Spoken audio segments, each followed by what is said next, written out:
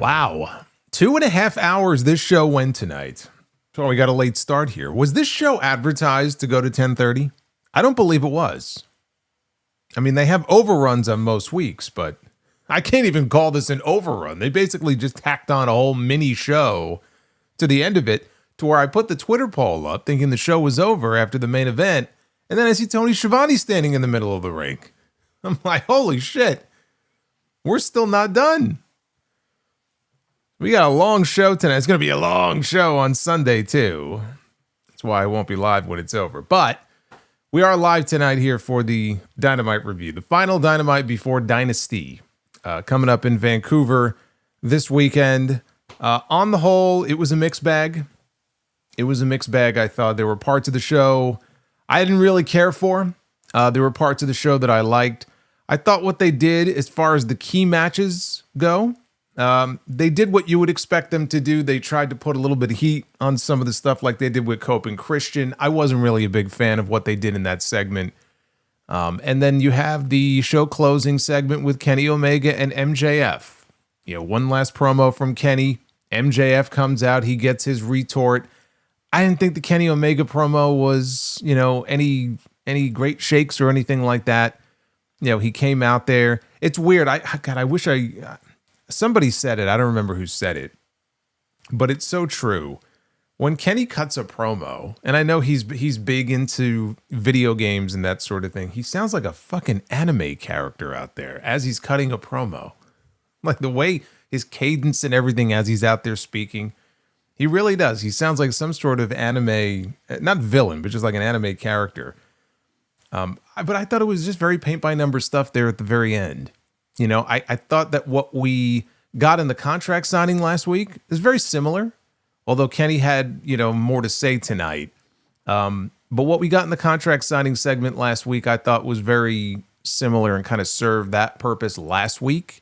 And I guess they just didn't know what else to do tonight, other than just send him out there for one last promo to repeat some of the same stuff. And then have MJF go out there and also repeat a lot of the same stuff, that we've heard him say before. But the key is when the show was over tonight, MJF was left laying on his back. And it was Kenny Omega standing tall, which only reinforces my belief that Kenny Omega is not leaving Vancouver as the AEW World Champion this weekend, which I don't believe he should. I think that would be a mistake. I would not be taking the title off of MJF. I don't believe they're going to. But that's how the show went off the air. As far as, other things on the show tonight, I mentioned focusing on the key stuff. Moxley and Ospreay, Copeland and Christian and FTR for the tag team titles. Those are really the key matches on the show this weekend. We now have 9 matches. For those of you wondering, what is the final count? I don't think it is the final count. It's the current count. As of tonight, we are up to 9 matches for Dynasty, one of which technically is on the pre-show. So really it's 8 matches, which sounds low for an AEW pay-per-view. So I'm expecting at least a couple more matches, 1 or 2 more matches, to make its way onto the card on Collision this weekend. I don't think they're done yet. I'm sure we'll get at least one more on 0 Hour. We only have 1 match on the pre-show. I don't think Tony Khan is changing his ways. I think we'll get more. Death Riders in the United Empire. This is how they opened the show tonight, and this is the main event that they gave us tonight. And I understand what they were going for, and it makes sense. Because if you remember last week, Will Ospreay was outmanned by the Death Riders. He got his ass kicked. He almost had his neck re-broken, were it not for Jon Moxley, of all people, intervening and leaving him with a warning and saying, you might lose your head next time. So what Will Ospreay went ahead and did was he went out and got some friends. And those friends happened to be his United Empire mates, one of whom is the brand new and youngest ever IWGP heavyweight champion of all time, Callum Newman.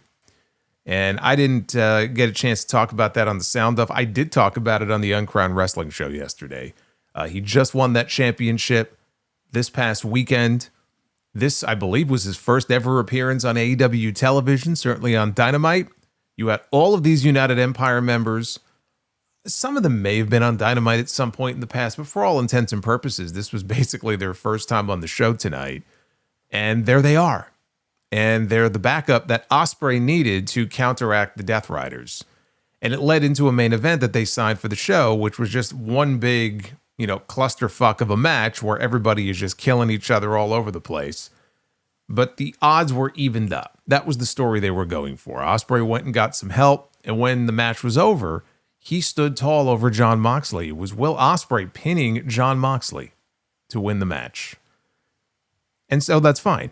This was his revenge and comeuppance, Moxley's comeuppance for what happened last week. And again, it builds into their Continental title match this weekend at Dynasty, where it will be under Continental rules because the championship is on the line, which means everybody is banned from ringside.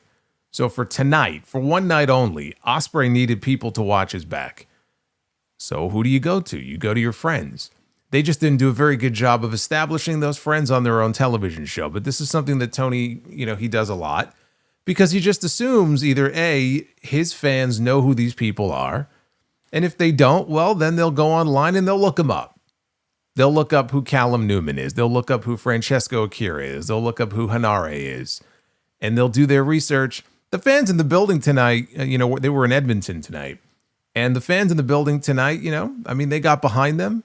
They like Will Ospreay. They know that he's, they're friends of his. So they established that pretty quickly, but there was no introduction, because it was meant to be a surprise. Like, oh, you're going to jump me? Okay, well, I got a surprise for you. And then boom, there's United Empire. And they were all over the show. Meanwhile, they're not established characters on the show. So that was a little bit weird.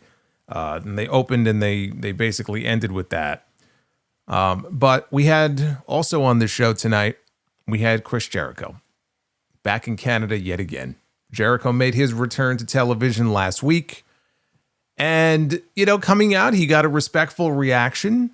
And then it was very awkward. When he was really milking it last week, it got very awkward. They weren't really responding in the way that I think he thought they would. And tonight he came out and again, he got a respectful reaction. It was nothing overwhelming or anything like that. But what we did learn tonight is that he is, at least for now, he is a babyface. So we weren't sure last week. It wasn't made clear which side of the fence he was going to be on. So we learned that tonight. And we also learned who his first opponent is going to be. He's having a match at Dynasty this weekend, and it will be against Ricochet. And I know there's going to be a lot of people, oh my God, fucking Ricochet, Chris Jericho and Ricochet. What have I done to deserve this? Look, when I talked about Jericho this past weekend on the Sound Of, I specifically mentioned Ricochet. I mentioned Swerve. I mentioned Ricochet. I mentioned Kyle Fletcher. I think I threw Kevin Knight's name in there, not knowing if he would be a heel or a babyface. But if he was going to be a babyface, Ricochet was a gimme. He was a layup because Jericho needs somebody in his first program to work with and to beat. I want to see Jericho and Swerve. Where the fuck did Swerve disappear to? I could only assume they're saving Swerve either for Double or Nothing or for some other show coming up. We got to take a Mentos break here. Mentos, the fresh maker. Man, that'll put me in a good mood right there. You pop one of those in your mouth, man. Depends on which flavor you go for. Mentos, though. That's the thing. Hey, Bobbert, thank you for the $30 Mentos Super Chat. I haven't heard that one in a while. It's one of my favorites right there. That one and the Sicko one. But again, this is his first match back in a year, right? I can understand them not wanting to blow off the biggest match that they could do right now with Jericho on 1 week's notice. I mean, they just announced, not even a week. The fucking pay-per-view was on Sunday. I want to see Jericho and Swerve, but not on fucking 4 or 5 days notice. So I get it. Ricochet is an easy opponent. Everybody fucking hates Ricochet. On the show, you're supposed to hate Ricochet. But there are a lot of people who just do not like Ricochet. And so I don't mind it. It was something that I figured he would be on the short list of people Jericho would be working with anyway. My thing is, Ricochet came out to cut a promo on Jericho that wasn't very good. I didn't think the actual segment or the actual promo during the segment was very good. But as far as them making the match between Jericho and Ricochet, unless they're going to drag this shit out and they're going to get fucking 3 or 4 matches out of it, to me, it's not a big deal. They're going to do it. They're going to move beyond it, and then Jericho will be in the ring with someone higher up on the food chain and more important than Ricochet when they are ready to put him in there with somebody in a big match. This is not meant to be a big match. This is meant to be a match. It is a way to get him on the show. I wasn't sure if he would be on the pay-per-view, but it made sense. They were in Vancouver. He just came back.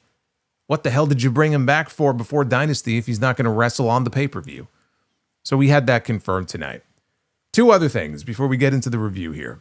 One of the things I liked on the show, and I always say that I like it when they remember that, oh, yeah, we should probably do more with these two.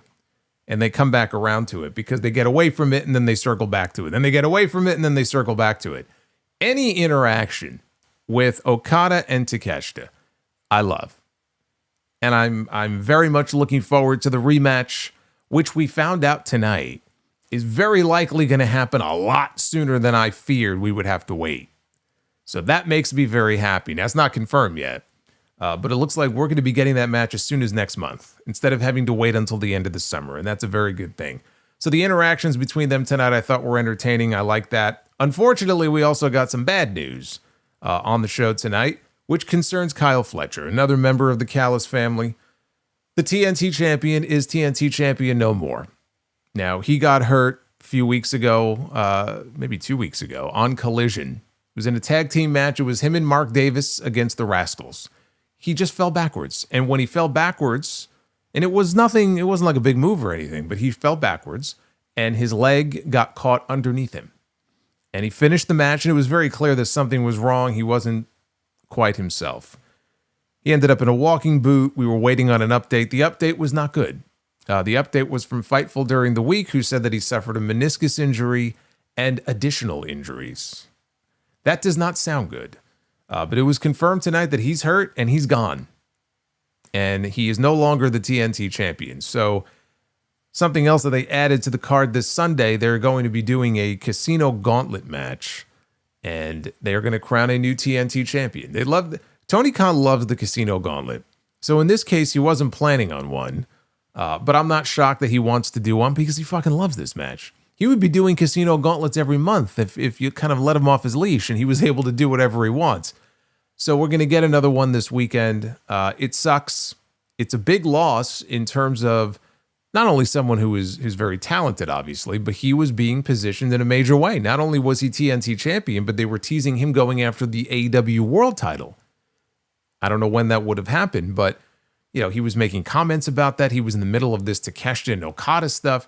He's one of the crown jewels of the Don Callis family, which is the biggest heel faction in the company, right? The biggest names in that group. Okada, Fletcher, Takeshita. And probably then Andrade would be after that. So it's a big loss. And it sucks. And hopefully, he won't be out for too long. But one thing I'm very happy about, though, Tony Khan, among all the things he loves to do besides casino gauntlets, he loves his interim titles.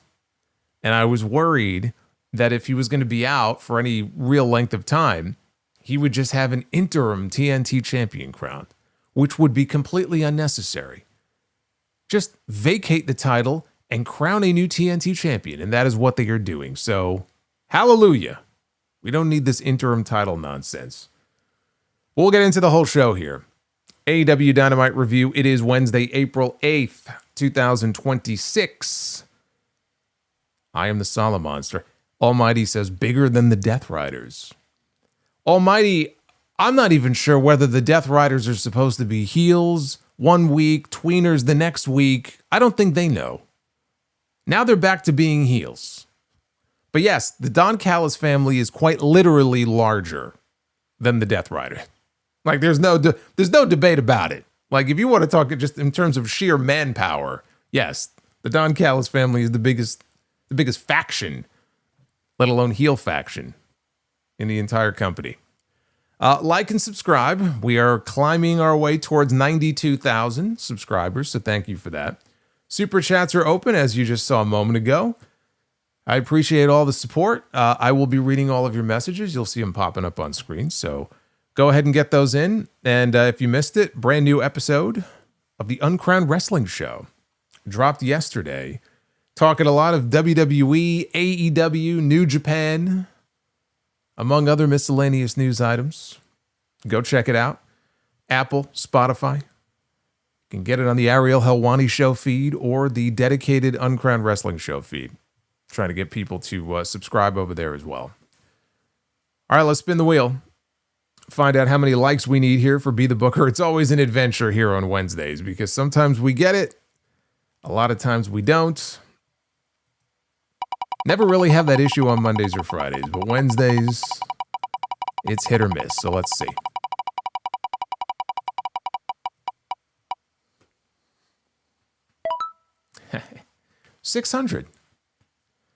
$600 likes, which is literally not going to be possible at this moment. Perhaps as we go along here, that may be doable. But anyway, yeah, so that is the goal tonight. We're at 257 right now. If we get to 600, or if we hit the bonus super chat goal, then we will be the booker a little bit later on. This show opened, and actually I didn't mind the way that they opened the show. They opened the show with just mass chaos. And opening the show with mass chaos is not always a bad way to go. It's good to be outside the box a little bit, not start with a promo or just not start with a cold match. If you remember, I mentioned last week, the Death Riders tried to kill Will Ospreay. So when the show came on the air tonight, Ospreay and Jon Moxley, they're out in the parking lot. And they're going at it. So all the Death Riders, they enter the scene. And they make the save for Moxley. They're beating Ospreay down. A car pulls up. And out comes Alex Windsor, who, of course, is the fiancée of Will Ospreay. Remember I mentioned her name last week? When Ospreay was out there getting killed, he almost got his neck broken. And nobody came out to save this guy. I mean, I understand, like, these are his boys. But you mean to tell me there isn't a single fucking person backstage, the Bucks, or anybody who gives a single solitary shit about Will Ospreay to come out and try to rescue this man, let alone his fiancée who was backstage and getting ready to come out for a match? I had one person say, well, they haven't really established on TV that they're an item. Meanwhile, she comes out on this show and she's coming to the rescue. That's what she should have done last week. And they mentioned on commentary that they are indeed an item. So she comes out of the car, and I'm like, what the fuck is she going to do? But then we see the rest of the United Empire, including the IWGP champion, Callum Newman, only 23 years old. Youngest IWGP champion of all time. So he comes out of the car. Hanare, who's a lot of fun to watch. He's a bit of a wild card. Francesco Akira, they all step out of the car. So now we have the Death Riders on one side. We have United Empire on the other. And it's funny. Now, people are going to look at this and maybe go, I don't know who these guys are, right? And that's valid. But they were all dressed the same. They're all wearing black slacks, white dress shirts. They look like fucking Hitman Agent 47, okay, standing side by side by side. And so a giant brawl breaks out. And you've got Alex Windsor. She goes after Marina Shafir. They're having a match on the 0 hour pre-show this Sunday. So it's mass chaos and everybody is going at it. And Akira leaps off the hood of a car onto Claudio. Hanare then slammed Wheeler Yuta onto the hood of that same car. Marina and Alex, they fight out into the arena. So now all of this is spilling out into the building in front of the fans. Moxley and Ospreay, they end up in the ring. They're going at it. Moxley and Daniel Garcia, they put the boots to Ospreay until Hanare sprints out from the back. And he launches Moxley with a pounce. Pac tried a lariat on Hanare, who no-sold it. Callum Newman ran in with a big boot, and he did a slingshot dive out onto Pac. Claudio runs out, and he's dishing out all the uppercuts. And this has no effect on Hanare, who just is no-selling all of the uppercuts. And then finally, Hanare clotheslines him. They both go ass over tea kettle out over the top rope. So Moxley locks Ospreay in the choke. He falls backwards, and he's lying flat on his back. And Ospreay rolls through. And when he rolls over, and now Moxley is just laying on the mat, here comes Callum Newman flying off the top with a double stomp to Jon Moxley. So Moxley is able to escape a Tiger Driver attempt by Moxley, by Ospreay rather, and the Death Riders retreat into the crowd. So Ospreay takes the microphone, And he says that he flew all the way to Japan to bring his boys back over with him here to Canada. And they didn't fly all this way just for that. So here's what's going to happen. Later tonight, it's going to be the Death Riders and it's going to be United Empire. In the main event, it's going to be Canadian Chaos in the main event of Dynamite tonight. So a chaotic start to the show. Again, I like it. It's not ideal when you introduce an entire faction like this that has not already been established on TV. For what they were trying to go for here, they couldn't run weeks of vignettes. It's not like they were building to a big debut of a new talent, right? They borrowed some stars from New Japan for at least 1 week, and it was meant to be a surprise. So if you know who United Empire is, great. If you don't know who United Empire is, well, tough luck. Because not only did you get them in the opening segment, but you got them in the main event on this show. And none of these guys are even wrestling on the pay-per-view this Sunday, except Moxley and Ospreay. And that's the most important part. But none of these other guys are presently scheduled to be wrestling at Dynasty. So as far as Callum Newman, I just wanted to comment on this real quick. I talked about this on Uncrowned yesterday. I was shocked when I read that he had beaten Yota Tsuji to win the IWGP Championship. Tsuji had just won the title from Takeshita at the Tokyo Dome in January. And he's sort of the face of this new era now of New Japan. All the old guys, Naito is gone. Okada obviously left a few years ago. A lot of people left. Ospreay left. David Finlay left. Jay White left. Tanahashi retired. The old guard is gone. They've aged out. They've retired. They've signed somewhere else. And so Tsuji and they have other young names too, and Tsuji isn't even the youngest. But this is sort of the face of this new era of New Japan. And they were very slow, frankly, in pushing a lot of these guys up into these prominent positions. But he had his crowning moment in January. And then I'm just looking at the results the other night, and I'm like, what the fuck? And they had Callum Newman, who just won the New Japan Cup a few weeks ago, go in there and beat Tsuji to win the championship. And to me anyway, that just came out of nowhere. Now, maybe he's going to have a short run. He's not going to have it for very long. It just felt to me like they kind of pulled the rug out from under Tsuji, which I think was not the best thing to be doing. But again, from what I've seen of Callum Newman, very talented. Obviously, he's a bit of a protege of Will Ospreay. I'm sure New Japan would love for him to be the next Will Ospreay. I'm sure Tony Khan would love for him to be the next Will Ospreay so that he can sign him away from New Japan. I'm a little surprised, frankly, that they're still putting their main championship on a foreign talent, as if they haven't learned their lesson.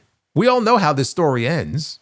I don't know if it's going to take a year, 6 months, 2 years, but we all know he ain't long for that company. You'd think they would learn their lesson by now. Evidently not. Backstage, we go to Don Callis. And he says Kyle Fletcher, unfortunately, is injured. And he is out of action, which throws a wrench into their plans for him to become the longest reigning TNT champion of all time. So now the TNT title is going to be decided in a casino gauntlet match this Sunday at Dynasty. And he said he was also negotiating a big match for Dynasty with Proto-Okada. So it would have been Kyle Fletcher and Kazuchika Okada against the Young Bucks. But now that's off. It's not possible now. But there's a reason why they call him the Invisible Hand. He's already pivoting in a way that's going to blow our minds, he says. Said Okada and Takeshita. All he keeps hearing from people, are we going to see them fight? When are we going to see them in the ring together? When are they going to wrestle each other? He says he runs this faction like a pro sports franchise. He actually likes the fact that people don't always like each other and that they don't always get along. And he brought up Phil Jackson on the Chicago Bulls, keeping Michael Jordan and Scottie Pippen together. But we're going to have to wait, he said, to see the two of them fight because the Callis family calls the shots. And so, again, it really sucks for Kyle. It's a big loss for Tony, to lose somebody like Fletcher for an extended period of time. If it's a knee injury, then, depending on surgery and everything, again, from what we heard, it was additional injuries, multiple injuries. That's what Fightful was reporting. Is it an ACL tear? Is it something else? I hear that, and I'm thinking this guy's gone for 6 months. So he's out of the picture for a while. And I got to say, two things, actually. Number one, they have plenty of other members in the Don Callis family that they can lean on. Now, some of those members are Lance Archer and Rocky Romero and Trent Beretta, who they really don't do anything with. But they have a lot of other names in the faction. So, as a group, they'll be fine. Now the TNT Championship is vacant. There are any number of people on this roster who would benefit from a TNT title run, even though the TNT title does not mean what it used to. It just doesn't. It doesn't. And I've said this before.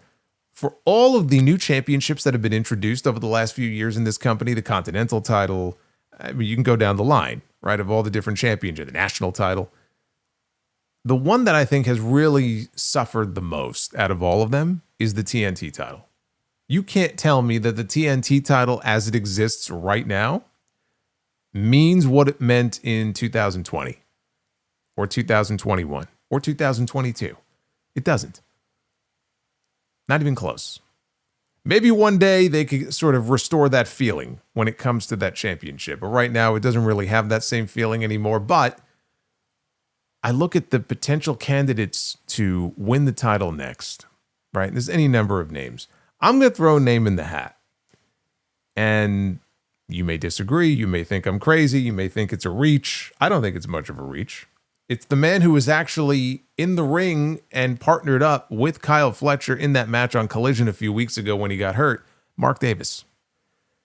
I would love to see Mark Davis get a run as TNT champion. I've brought his name up a few times over the last several weeks.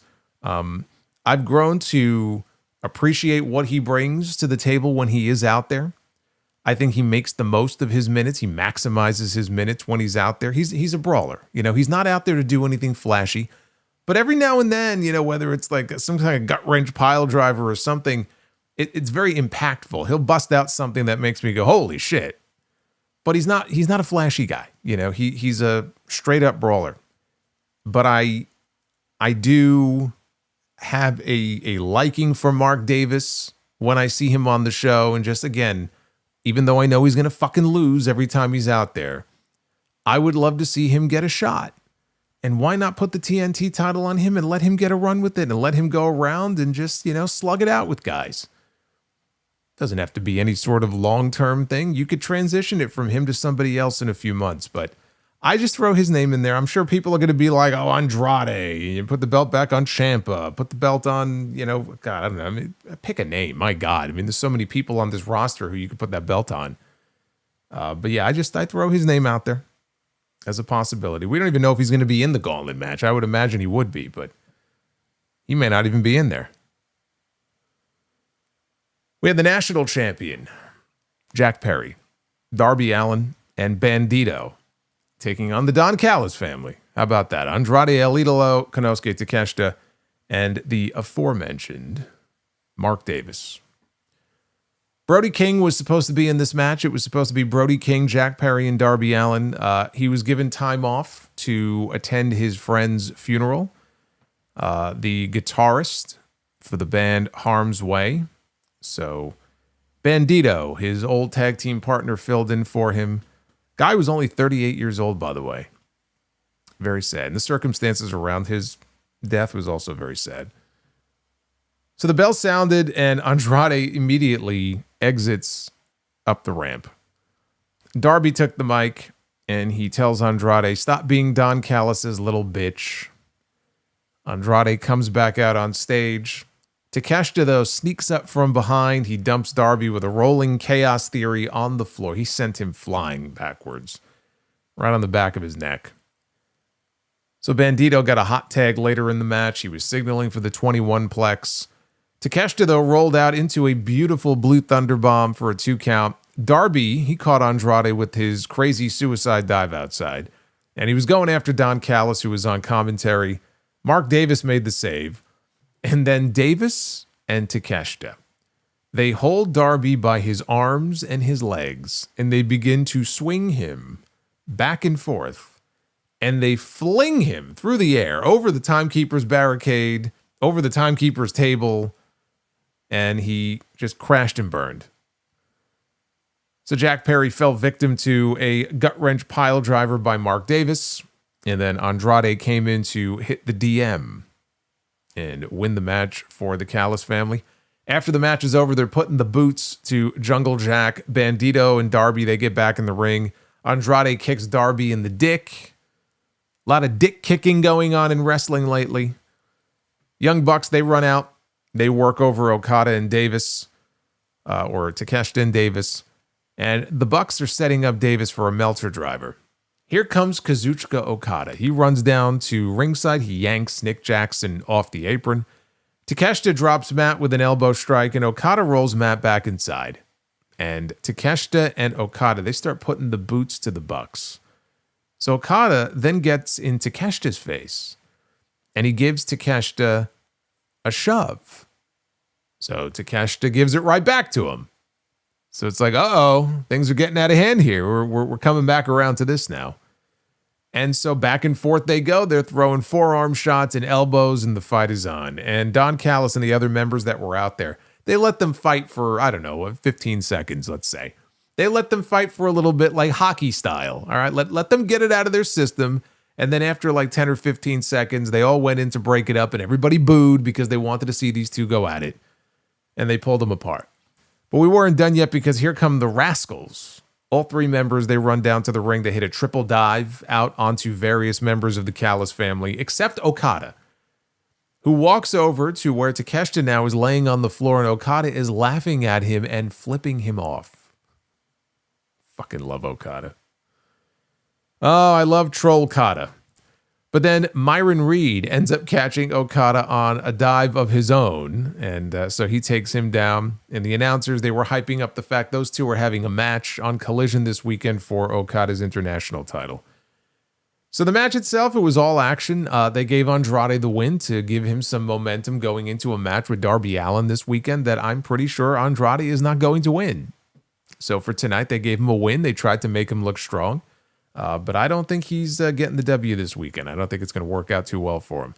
Now, backstage, we're going to skip ahead here a little bit because we had another segment that ties into all this. In the back a little bit later on, Lexi Nair was with Don Callis and the various members of the Callis family. Callis said that while he wanted Proto Okada against the Young Bucks at Dynasty, he has something even bigger and better for the pay-per-view. Takeshita and Okada as tag team partners against the Young Bucks, and Takeshita was not on board with this idea. He looked at Don, he goes, no. Oh, what do you mean no? No, I'm not doing it. And Callis tried to explain to him, he goes, look, I'm the coach, I call the plays, and by the way, this is for Kyle. Kyle's laid up in a hospital bed somewhere. We got to do this for Kyle. So he ended up convincing Takeshita, he relented, he said, okay, fine, but I want that. And he points at the international title, which is over Okada's shoulder. I want to wrestle him for that championship. And Callis said, look, we need this match to happen. So you know what? I'll tell you what. If you agree to do this and you guys go in there and you wrestle the Young Bucks, you'll get your title match, okay? And you'll get it at Double or Nothing. And then you guys can go out there and the two of you can just get it out of your system. And Okada had a look on his face like he wasn't really a big fan of that idea. So they're already teasing Okada and Takeshita for the international title at Double or Nothing. Poor Myron Reed. Fucking guy's getting a title match this weekend. He don't stand a chance. They're already looking beyond him. They're looking to Double or Nothing. They're not taking Myron Reed seriously here. Myron Reed could beat Okada to win the international title this weekend. Yes. And I'll be making my in-ring debut at Dynasty this weekend before that happens. Again, for those of you just coming in, the goal, there's the wheel. 600 likes is the goal for tonight. We're climbing steadily. We're still only about halfway there. We got a ways to go. But again, Callis here, he brought up the analogy with Michael Jordan and Scottie Pippen. And Callis wanted the two of them to shake hands. So they shake hands. And then Okada, he pulls Takeshita in. So now they're face to face. And he tells him, "You're Scottie Pippen. I'm Michael Jordan." And Takeshita is just furious with this. And he lunges at him and they have to pull him back. And again, any sort of interaction like this between these two, I'm all in on this. Even though they have dragged this out for far too long, it seems like we're a lot closer than I thought we were going to be to getting a payoff to all this, which is great. So I enjoyed the interaction here. By the way, as much as I love Okada, there was a period of time where I would have said, okay, the Michael Jordan comparison is very appropriate. I don't know if it necessarily applies to this Okada. Maybe an Okada from a few years ago. But look, if we get that match at Double or Nothing, we don't have to wait until All In for it. I think that's fucking fantastic. Because I was convinced that we were going to have to wait until the end of August. And I'm like, my God. And look, just because they might do the match at Double or Nothing next month doesn't mean that we're not also going to then get it at Wembley. It may not be over at Double or Nothing. It may just be the next chapter in a longer story. And I don't even necessarily mind that. I just got to get part 2. I mean, you can only keep us waiting for so long. You know, they had their first match in December, at World's End. And now we're heading into Double or Nothing next month. So at least give us match number 2. And if you want to build to a third match, that's fine. But how long are we supposed to wait? And remember, there was a period of time earlier this year, coming out of World's End, where they just got away from it. They weren't even, we didn't even see those two on television together. So they just sort of made you forget about it. And then they circled back around to it. And I'm still enjoying it. But you run the risk when you do that of really cooling that story off. I think people are invested enough in it. They're still hot enough for, wanting to see these two kill each other that it's fine. But yeah, if we get that match next month, I'm all for that. I don't want to wait until the end of August. I think that's ridiculous. But that segment in the back came later in the show. Let's go back a little bit. Let's back up. Lexi Nair was backstage with Doc Samson. And he said last week MJF was trying to get into Kenny Omega's head with all of the things that he was saying about Omega's stomach being on the verge, basically, of exploding. He admitted that Omega did have issues with diverticulitis, but he's in the best shape of his life, and he's been cleared by his surgeons, and he's been cleared by him. Well, by golly, if he's been cleared by the AEW medical staff, then I guess we have nothing to worry about. You know what it came off to me as? It came off to me as it was just preposterous having MJF go out there last week and say those things, and Tony Khan and the rest of this company, including the doc over here, is totally fine with Kenny Omega wrestling and going into a big pay-per-view match with MJF if his stomach is really on the verge of just exploding out of his gut, right? His intestines, everything's going to spill out on the floor like a fucking Scream movie or something, and it gut him like a fish. So this was their way of sort of walking it back and being like, okay, you know what? It was just a lot of hot air from MJF. Kenny's fine. He's in great shape. He's been medically cleared. Everything's cool. Because you watched that last week and it's like, okay, well, they want you to think during the match that he might be on the verge of death. And then this week they had the doctor just walk it back and go, that's all bullshit. He's fine. Don't worry about it. He's good to go. 100%. We have Willow Nightingale and Queen Aminata for the TBS Championship. This was Aminata's first match since October. After a neck injury, if you remember, it took her out of what almost assuredly would have been a spot for her in that first women's blood and guts match. So what has it been, 5 months? She's been out ever since. This was her first match back. They showed Hikaru Shida watching from the crowd. This is after Shida lost to Willow on Collision this past weekend. It was a decent match that the two of them had. I didn't think it was that great. I thought the match we had tonight was a lot better than that one. And these ladies were out there. They were laying their shit in. This felt like a fight. That's how I used to feel when Aminata had that feud with Tekla. And I was like, man, these women are going out there. And it's like, you can believe that these two women don't like each other. And they're going out there and they're beating the crap out of each other. it's not just an Aminata and Tekla thing. I think it's just the way that Aminata also works. But I like that. That's one of the things I liked about this match. Willow tried a moonsault. She crashed and burned. Aminata went up top. She hit a double stomp. Both ladies, they were trading some stiff shots back and forth. And Willow was daring her, like, hit me like you mean it.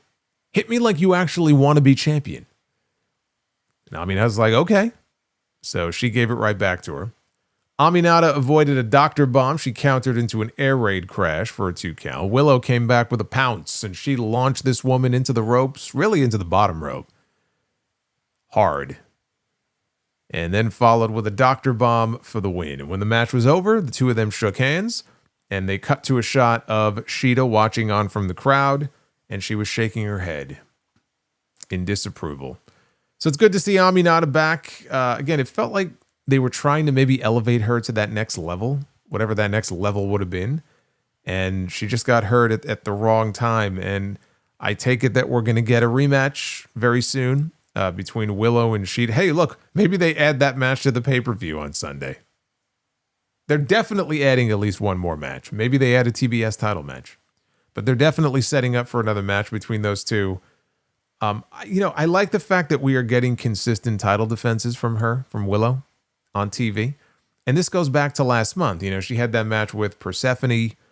She wrestled Lena Cross. She wrestled Shida the other night. Tonight she wrestled Aminata. So we have a champion that's, and it's not open challenges. These are assigned challengers. But I like the fact that we're getting, frequent title defenses here.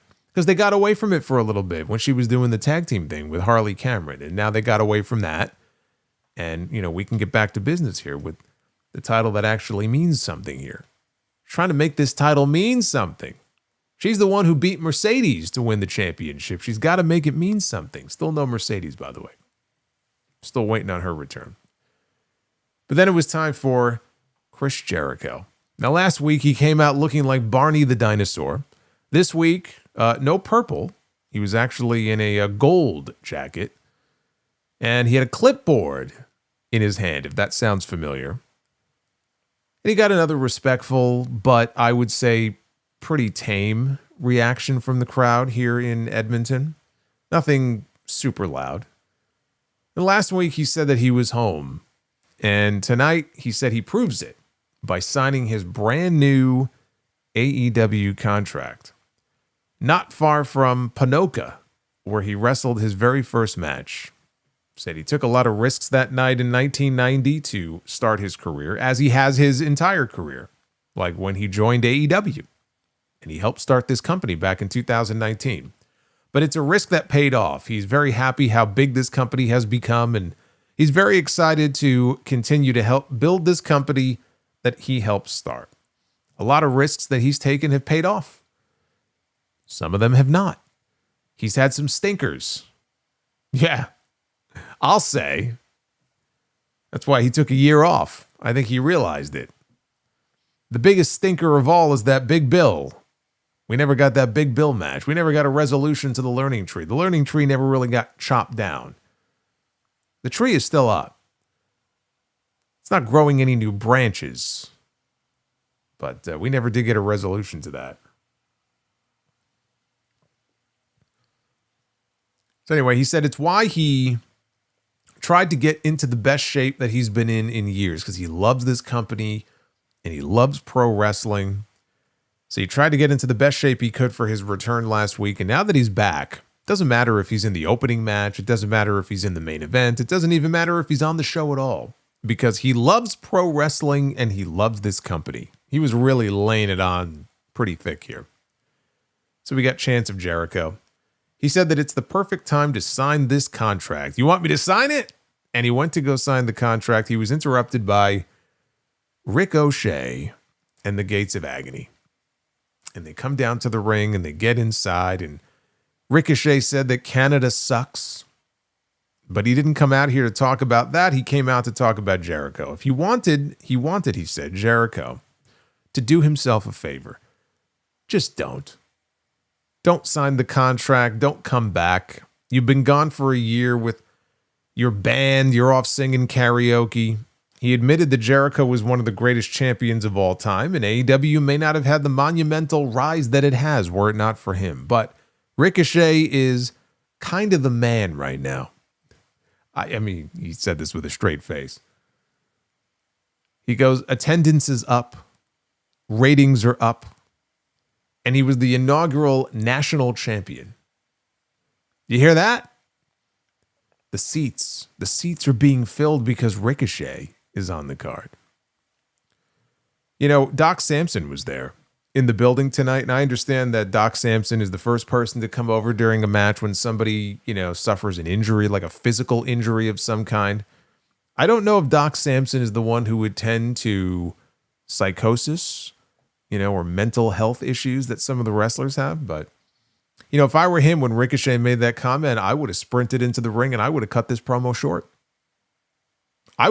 When Ricochet made that comment in the middle of this promo, there should have been a referee outside the ring throwing up the X. We got a problem here. We got to take this off the air. But he said this was all because of the rise of Ricochet. But he really respects Jericho. He thinks he could speak for everyone when he says that nobody wants him here. So he said, pack it all up, get out of my ring, get back on your little cruise ship, and never come back to AEW before you get yourself hurt. So Jericho said, wow, you really are bald. And after what he just said, it made him realize he doesn't give a shit what he thinks.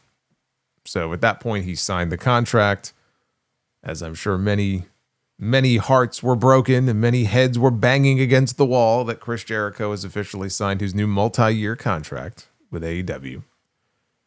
And what Ricochet doesn't know is that he has a clause in the contract. That means he can choose any opponent he wants for Dynasty this Sunday in Vancouver. So it looks like he has a decision to make. And he waited about 2 seconds and he said, okay, I'm done. I've made my decision. And at that point, he said that what he did was he was talking about the fancy little sweatsuit that Ricochet was wearing. He goes, when Chris Jericho needs an opponent for Vancouver and he doesn't have one, you could see where this was going. He peeled off, there was some sort of paper or something on the back of the clipboard, and he peeled it off and it just said Jericho on the back of the clipboard. And he holds the pen up in the air. He goes, when you're bald, when you come out here in your fancy sweatsuit, when Chris Jericho needs an opponent for Vancouver and doesn't have one, you just made the list.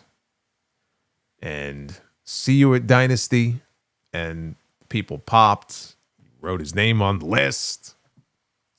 He brought back the list for one night. It's a fun little callback.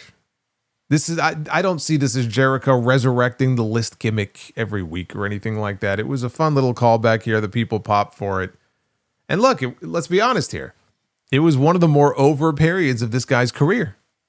I don't want to say the most over, but when you look back on Chris Jericho's career, the stuff that he did with Kevin Owens and the list of Jericho and all that, that's got to be top 3. Of like all of the phases of Jericho that he went through in terms of his popularity and how over he was, it's got to be top 3. Like me personally, I was a big fan of conspiracy theory Jericho in WCW when he was a heel. I was a big fan of him and his No Country for Old Men, serious suit and tie Jericho from 2008. I guess that would have been 2009. That would probably be number 1, honestly. And then after that, you probably put the list. So I don't blame him for, going back to it for one night here. So anyway, that's another match that is confirmed for Dynasty. It's not the Ricochet match that I was expecting. I was expecting, because they were building to it, it felt like, that they were going to do a rematch with him and Jack Perry. I am by no means upset that we are not getting another Ricochet and Jack Perry match, because I'm done with that.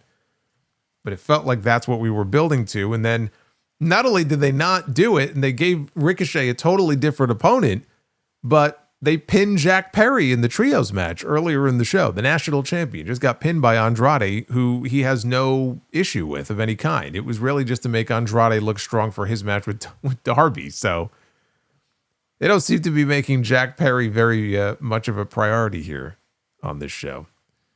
So I'm not going to complain that we're not getting another match between those two.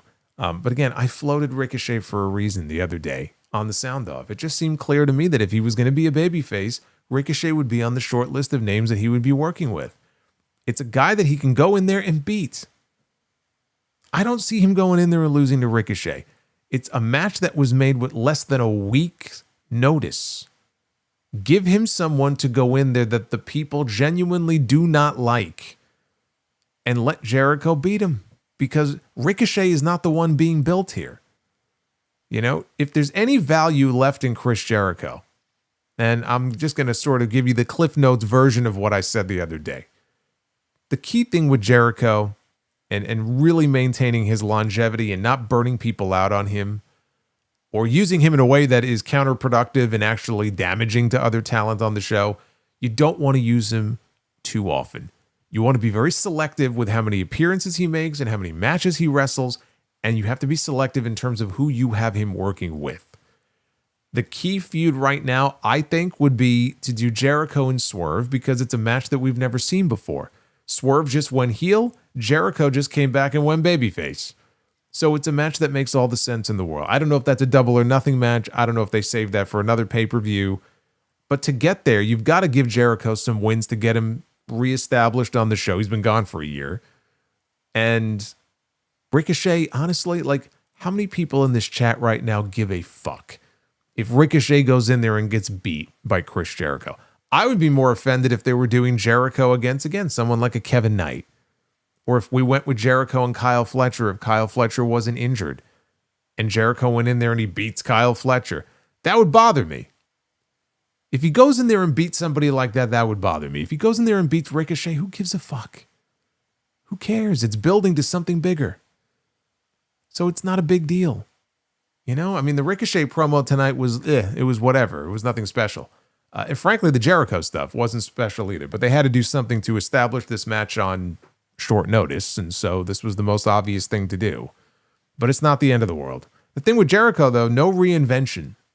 Usually he comes and he will reinvent himself in some way. There's some sort of new gimmick, or there's some sort of new catchphrase, or there's something new. Now, we know he trademarked that name, the Cornerstone. We haven't heard him use it yet on TV. We'll see if he does. He could call himself that. I don't know how that's going to really change his personality or his character on the show. But so far, no reinvention. It's just Chris Jericho back as a babyface. Pretty straightforward stuff. Nothing terribly interesting. Wait, Tommaso Ciampa. One-on-one with Mascara Dorada. This was put together, obviously, on short notice once they got the news of Kyle Fletcher's injury. The winner of this match will enter the Casino Gauntlet on Sunday in the number one spot, which is important because the way these matches work, the Casino Gauntlet could end at any moment. It's one fall to a finish. So if Tommaso Ciampa is number one, and really the same thing applies for the number two spot. And they're having a match on Collision this weekend to see who enters at number two. It's going to be Roosh against Anthony Bowens. So whoever wins, that person and Tommaso Ciampa, who won this match, are going to be kicking off the gauntlet. Theoretically, the gauntlet could end in the first 60 seconds. If somebody gets a pinfall or a submission, that's it. The gauntlet's over. So that's the importance of being in the number one spot. The match was fine. Dorado went up top for a moonsault. Ciampa, though, got the boots up. And then he lowered the knee pad. He charged in. He ended up eating a kick. And then Dorado tried for another one. He got hung up in the ropes, and that allowed Ciampa to hit the Widow's Bell and a running knee strike for the win. Again, you know, I don't mind at all if they want to put the belt back on Ciampa. That's fine, but I'm throwing out Mark Davis's name. The guy never wins anything. Throw him a bone here. I think he'd do well. I really do. Like that ass-kicking brawler type. You just got to book him a little stronger because he doesn't fucking win. So, like, when he's out there, he can have good matches, but people look at him as a pushover because he has no credibility. So if you're going to put the TNT championship on him, you can't put the TNT title on him if you're not going to actually have him start winning matches. If the idea is for Mark Davis to still go out there and lose, then don't bother putting the TNT title on him. You know, what I'm saying is give him a little bit of a push. What do you have to lose? 2 months from now, 3 months from now, you take the belt off him, you transition it over to whoever, you know, babyface you want to put the belt on. That's fine. I have no issue with that. Solo is a Mark Davis guy. Yeah, I'm going to make a t-shirt. I'm a Mark Davis guy. I'm a Mark Davis Mark. There you go. Backstage, David Finlay. This is one of the parts of the show I just didn't give a shit about. So David Finlay is in the back, and he's talking to the camera, and you can see Clark Connors is throwing punches at Orange Cassidy and Roderick Strong. They're laid out on the ground. So Connors then spoke, and he said that Mystico and Kevin Knight, they were lucky that there were only 2 of them last week, but now the gang is back together. And Gabe Kidd entered the picture, and he said the conglomeration, they have no one left. He questions how Mystico and Jet Speed think they can run the Trios division when there's a 3-headed dog ready to bite their heads off. Isn't that called a Cerberus? Is that 3-headed dog? Right? Cerberus, is that what they call it? So Finlay said on Collision, they're coming for their bodies and their belts. I have 0 interest in the dogs right now. Not at all a reflection on their talent. David Finlay, very talented. Clark Connors, talented. Gabe Kidd, talented. The way that they have been utilized and positioned so far since they have joined together as a unit on AEW television has been very poor. This is not how you introduce a new group. It's not even a team. It's a new group. This is not the way to introduce them in the strongest possible way that you can. They have become just a bunch of guys on the roster. Feels to me like they've lost more than they've won. Maybe they've won more than they've lost, but it doesn't feel that way to me. Get me to care about these guys. Give me a reason to actually give a shit about the fact that the dogs are here in AEW. Especially when we have so many other trios and factions and teams and groups. Give me a reason to believe that these guys are going to be a force to be reckoned with on this show. And it pains me that as soon as I saw David Finlay on my screen, 2 things. Number 1, when he started talking, I said, oh, he speaks. And number 2, like, I'm looking at David Finlay and I'm like, why do I have this feeling of just complete and total apathy towards someone who just a couple months ago was considered one of the biggest free agents in the world? Where's he going to go? Is he going to stay with New Japan? Is he going to go to WWE to be with his family? Is he going to go to AEW? So he chose AEW, and it's like, okay, well, now look at where we are. What's so special about David Finlay right now? Nothing. They haven't given you a reason to feel that way. That's the challenge now. But right now, I feel nothing. I feel nothing when I see the dogs. Lexi Nair was interviewing the AEW Women's World Champion, Tekla. This I liked. I see Tekla I like. So she's backstage and she threatened to take Lexi out to dinner before bringing her to a strip club and then dragging her on stage and breaking all of her fingers if she had to listen to her say that Jamie Hayter is a former AEW Women's World Champion. Hey, let me tell you something. There are grown men out there right now who would pay very good money to have Tekla do that to them. To take them to a strip club, to drag them up on stage, and to break each and every single one of their fingers. She should probably charge, if she charged money for that online, she'd be a fucking millionaire. Okay, there's some freaky deek fans out there. I'm just saying. So anyway, she then called Jamie Hayter the dumbest bitch alive. Tekla is great. I don't really need to say anything else. There's a reason why Tony Khan just re-signed Tekla to a brand new multi-year contract when she was only in the middle of a 2-year deal. Like, she still had a year left on her deal, and they're like, we got to give you more money and we got to sign you to a brand new contract. Because they see it. They see it. She just brings something different. to that women's division. I'm not even talking about the matches. I'm just talking about her. I'm talking about her persona. I'm talking about her personality, her charisma. She's different. Being different is good. Tekla is one of the shining stars of that women's division right now. Adam Copeland and Christian Cage. They entered. They are not the shining stars in this company right now, but they came out to talk about their match with FTR at Dynasty. Copeland said the jealousy and pettiness is what started all of this, and it blew up, rated FTR. They said that they were in Copeland's shadow, and they were tired of being his henchmen, when it's not Copeland's fault that it was reality slapping them in their faces. So Copeland said at Dynasty they take their rightful place on top of the mountain as the AEW Tag Team Champions. So he handed the mic off to Christian. He said that as everyone's favorite father figure, FTR has been very naughty. So naughty that he paid a visit to both of their mothers. And just so that there's no confusion here, he said that he banged them both. How about that? He banged both of their mothers. Christian was driving the bang bus, apparently, to North Carolina. But he doesn't want Stokely's mother to feel left out. So when he visits her, it'll be as one half of the AEW Tag Team Champions. So FTR and Stokely, they entered.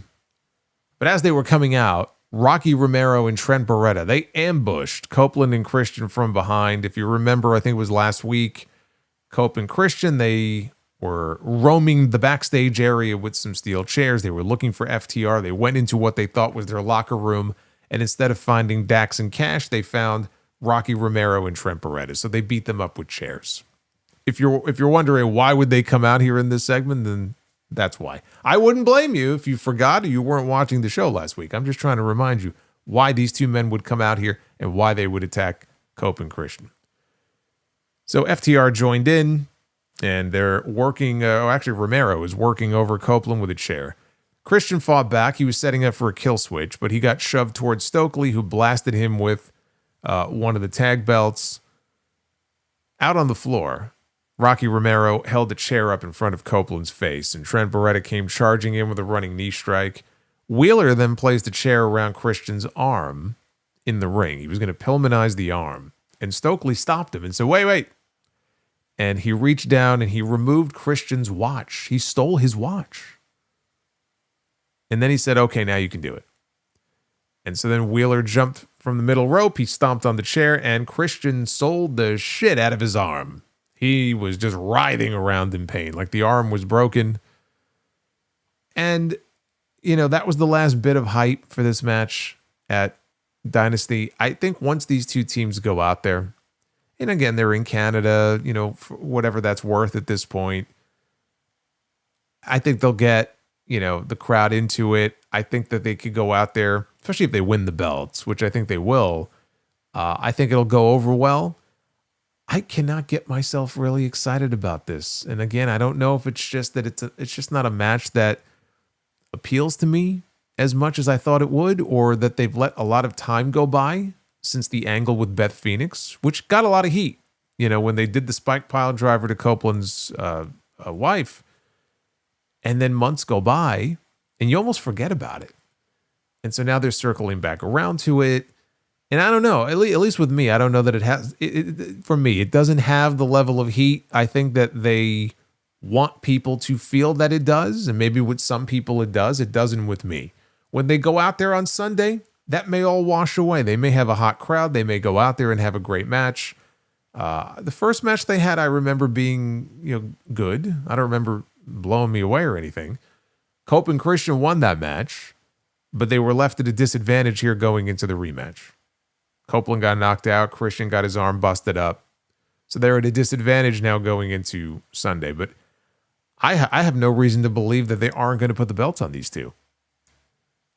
Unless they wanted to save it for another time. But if you were going to put the belts on Cope and Christian, why not Vancouver? It just seems to be the right place to do it. Darby Allin was in the back. He delivered a promo, and he talked about facing Andrade this Sunday. He said he puts up walls and he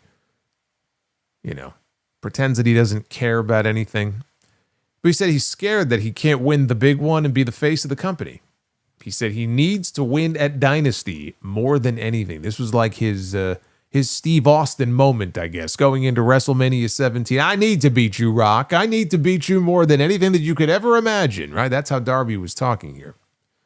I don't think Darby is... Can you imagine if, like, they're building to a Darby and Andrade double turn on Sunday where Darby just takes a chair and he's wearing him out with it like Austin did to The Rock? Fans end up cheering Andrade and booing Darby. I don't know. I mean, they're doing the underdog story with him. They're doing the underdog story. Darby's going to win. Darby's going to win, and Darby is getting a world title match at Double or Nothing. We're getting Darby Allin against MJF. And as far as Andrade goes, they've dropped little hints and teases of him being, unhappy with Callis. Why are we doing, MJF's dirty work for him? It feels like maybe they're building to him splitting away and going babyface, but they're kind of doing the same thing with Takeshita. So it'd be weird if they were doing the same angle with two members of the same group at the same time. But there have definitely been hints of, dissatisfaction between him and Callis. So we'll see if that actually leads to anything. Main event of the show, though, was Canadian Chaos with the Death Riders, Jon Moxley, Claudio, Pac, Daniel Garcia, with Marina Shafir in their corner, taking on the United Empire, Will Ospreay, Callum Newman, Hanare, and Francesco Akira. United Empire, they didn't wait for the Death Riders to enter through the crowd, and they just start brawling, and so the match is underway. Alex Windsor came out at the beginning so she can get some of Marina Shafir. Akira and Hanare, they're just clobbering various members of the Death Riders with a ladder. The ladder gets set up in the middle of the ring, and Akira went up top, wiped out all the Death Riders with a dive out to the floor, and that took us into a commercial break. So we got more chaos, and we got more tables, and just, we see matches like this every week on this show. So we got more of that, and then we got another commercial. I thought that first commercial was going to be the last one, because we were getting close to the top of the hour. Then they come back and we have more brawling, and then it's 9:57 p.m. Eastern, and they go to another commercial. I'm like, okay, well, I guess we're going overtime tonight. Paying no attention to the fact that they had promoted that Kenny Omega was supposed to talk on this show. And I had totally forgotten about this because there was so much other shit going on this show. But I'm like, oh, okay, well, I guess we'll go a few minutes overtime tonight. What else is new? So Moxley hit a Gotch-style pile driver during the break to Ospreay in the surgically repaired neck. Later on, Garcia, he got Ospreay in the Dragon Tamer at the same time that Moxley flew in with a stomp to Ospreay, but Akira was able to make the save. Akira then came face to chest with Jon Moxley. I mean, he looked like a child in there. I'm sorry. Jon Moxley is not exactly, he's not like a 6'5" guy either. He looked like a fucking child just looking up at Moxley. Is the funniest thing. Moxley ends up dropping him with a lariat. There was a spot where Hanare, he was outside. He tackled Claudio off the steps that had been set up kind of in front of the announce desk, and there was a table there. So he tackled him off the steps, and they did a table bump. They both crashed through the table. Akira, he landed a double stomp to Garcia on another table. There were a bunch of tables set up outside the ring. So he hit a double stomp to Garcia on another table, but the table did not break. The table did not cooperate. So Newman, he put Pac through another table. Meanwhile, Akira, he's going to try again. So he tries again to put Garcia through that other table, and the table says, "That don't work for me, brother." That table was not breaking for nothing. It was like one of those Japanese tables. So we end up with Will Ospreay and Jon Moxley in the ring. Moxley connects with the paradigm shift, and then a second, and then a third. He's going to go for a fourth. Newman blasts him with a lariat. Ospreay comes back with a hidden blade now into a table that is set up in the corner, by the way. Tables galore. So he hits a hidden blade. After all those paradigm shifts, he just comes back and hits a hidden blade. He covers Moxley, and he pins the Continental Champion. And Will Ospreay wins it for the United Empire. After the match is over, Ospreay, he's all smiles. His teammates are all pumping him up. and he grabbed Moxley. He was setting him up for something, and Claudio pulls Moxley out to safety. So this was billed as, what was it, Chaos in Canada or Canadian Chaos. And so they gave you Canadian Chaos. It was just mass chaos and tables and, just no rules. Brawling all over the place. We've seen the Death Riders do this before. This is not really a shock. And when it was over, the key here was the finish. It's like none of this other stuff that we saw in this match even really mattered, because what mattered is we have a match on Sunday for the Continental Championship. So the only two people that really mattered in this match were Jon Moxley and Will Ospreay. And when the match was over, Will Ospreay pinned Jon Moxley just days before the pay-per-view. So there's a reason why when I did my predictions on the Sound Off, I said Jon Moxley is going to beat Will Ospreay. I said that the minute I found out on Collision that this was a championship match. And they have Will Ospreay fighting for a title that he does not need. I don't want to see Jon Moxley losing the Continental title to Will Ospreay, because Will Ospreay does not need the Continental Championship. The reason they're doing it makes sense. He wanted the title on the line because under Continental title rules, nobody is allowed at ringside. Everybody is banned. He doesn't want to go in there and fight a handicap match. He wants a fair fight, him and Jon Moxley one-on-one. Because it's a title match, that is what he is going to get. The fact that Jon Moxley took the pin tonight tells you everything you need to know, I think, about the way things are going to go on Sunday. And good, that's the way it should go. Jon Moxley should win that match. And how I see it playing out is Jon Moxley beats Will Ospreay on Sunday. However he does it. He beats Jon Moxley on Sunday. Or, again, Ospreay. Beats him on Sunday. And at some point, and my thought process was, you wait until the Owen. And they meet again in the finals of the Owen. I know some people might not want Moxley in the finals, but the way they've built him up as like such a world beater, it's a very good chance he's going to end up there anyway. But they meet in the finals of the tournament. So that way, when he finally does beat Moxley, it's not just him getting revenge on the guy that put him on the shelf. He beats him, and in doing so, he earns the right to challenge for the World Championship at Wembley Stadium. Only question is, when does the Owen kick off? Right? Probably not until sometime later in June. I suppose they could just do it as a match of Double or Nothing. Probably would end up just doing it, because otherwise, what would the two of them even be doing if they weren't wrestling each other again?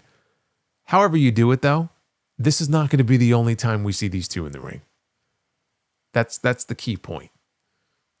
And the fact that Will Ospreay got the win tonight, all that just solidified that thought in my head. I don't see it going any other way on Sunday.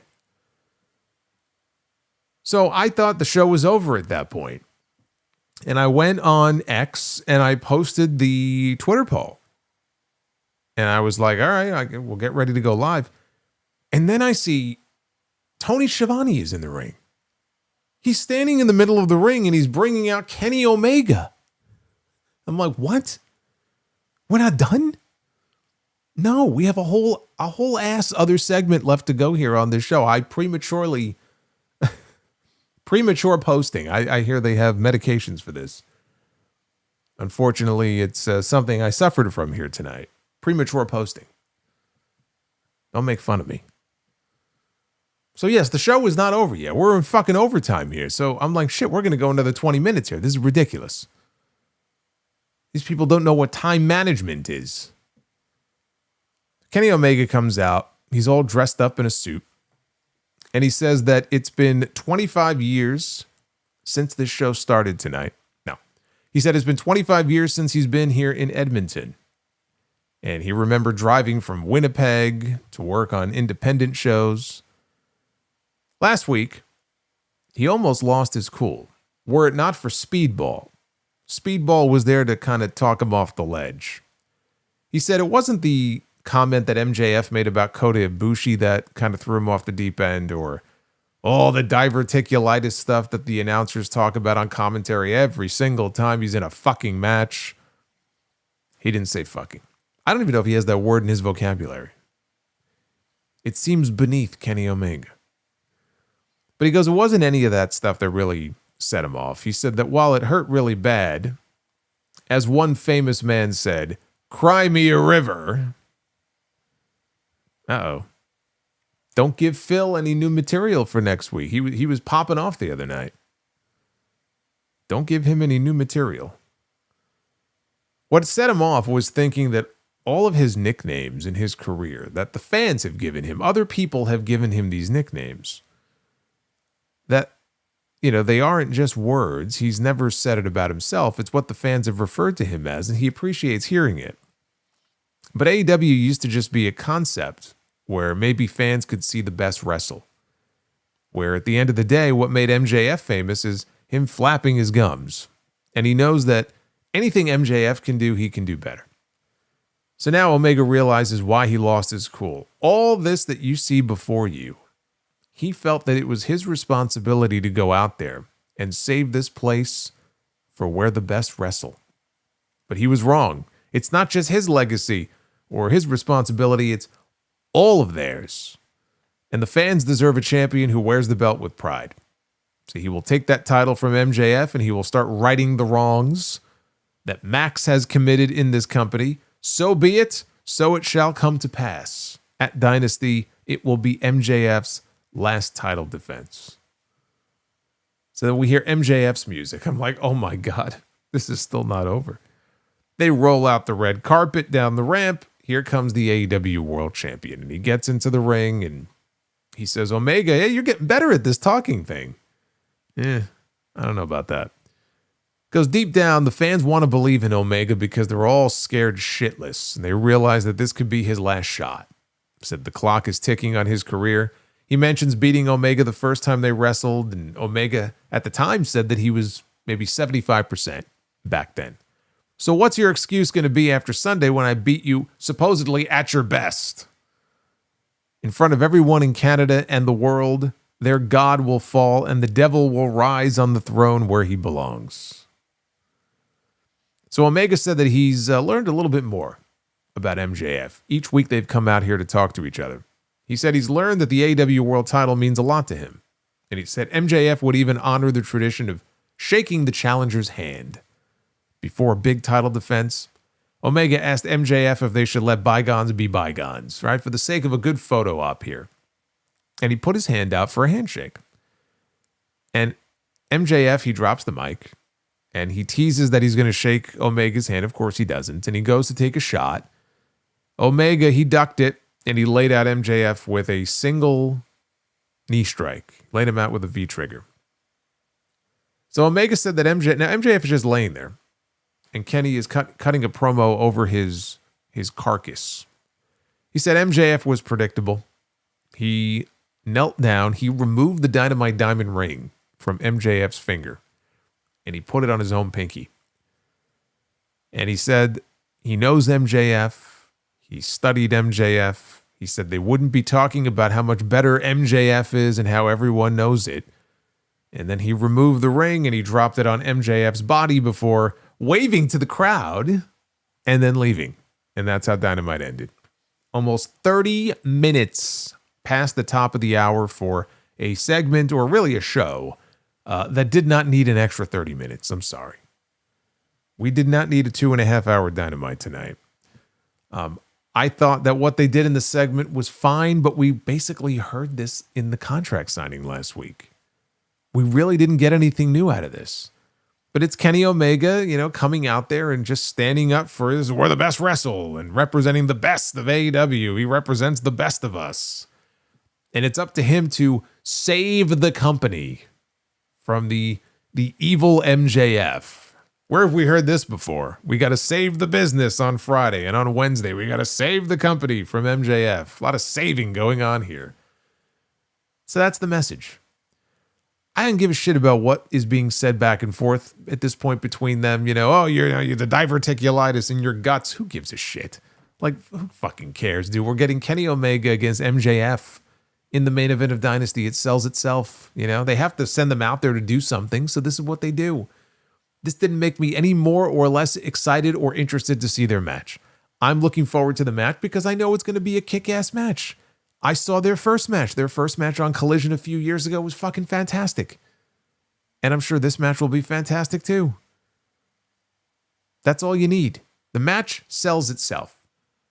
You have Kenny Omega wrestling for the world title in the main event. You either want to see him win the championship or you don't.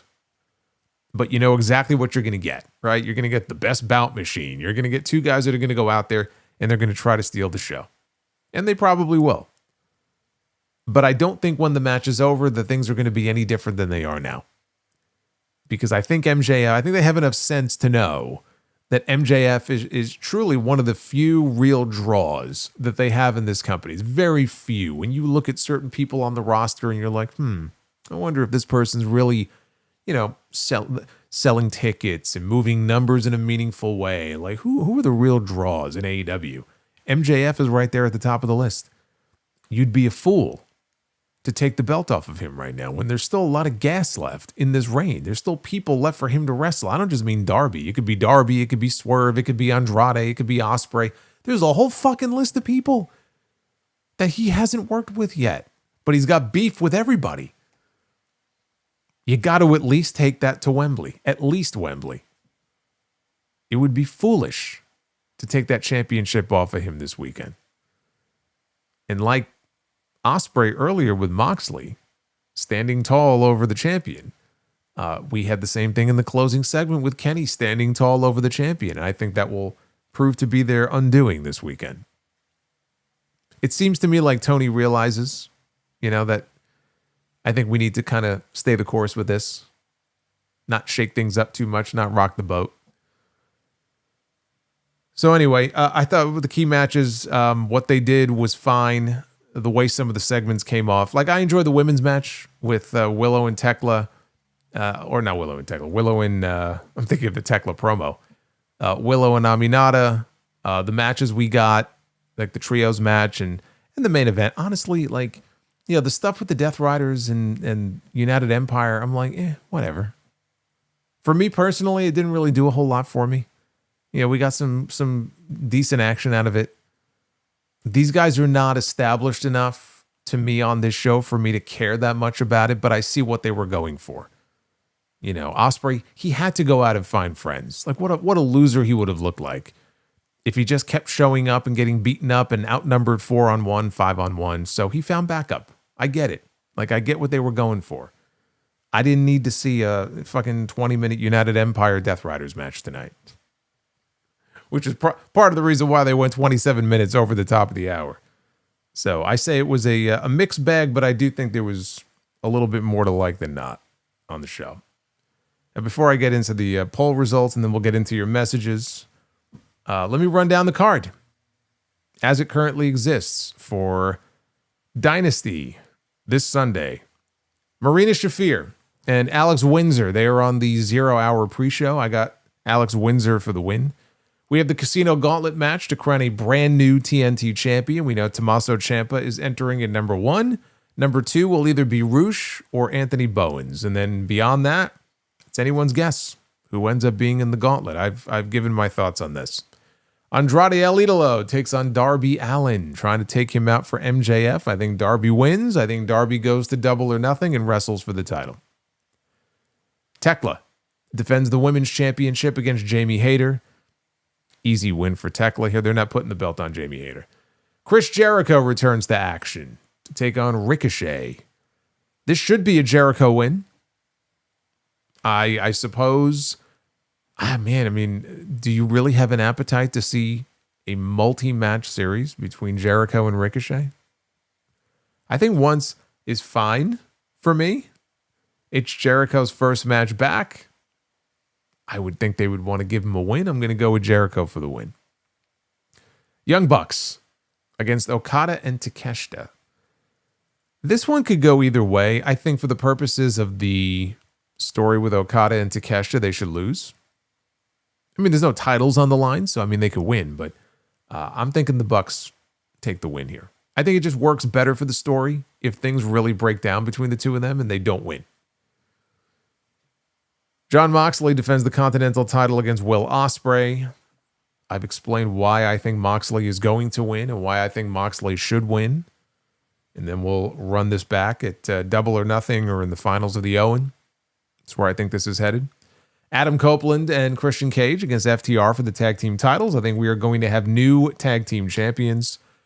And in the main event, MJF defends the AEW World title against Kenny Omega. And I believe MJF will walk into Vancouver as the champion, and he will walk out of Vancouver as the champion.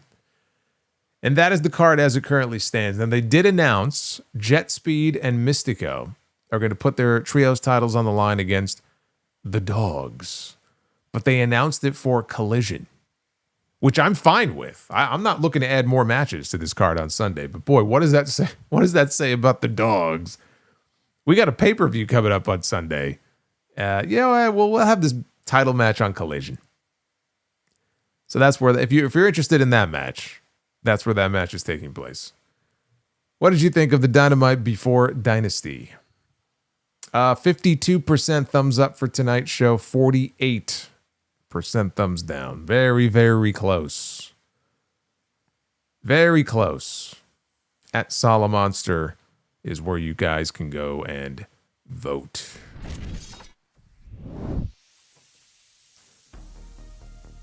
All right, what'd you think? Let's find out. Let's get into your messages here.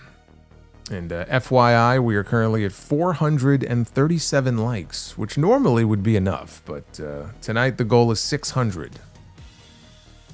for Be the Bookers, so it's not looking too good. We'll start with Death Scythe. He says, what do you think of the possibility of Will Ospreay challenging Darby Allin for the AEW World title at All In? It can be a great babyface match like Brett and Bulldog, and Will has never beaten Darby. He hasn't. I don't like it. That is not a Wembley Stadium main event. Kenny Omega and Will Ospreay is a Wembley Stadium main event. MJF and Will Ospreay is a Wembley Stadium main event.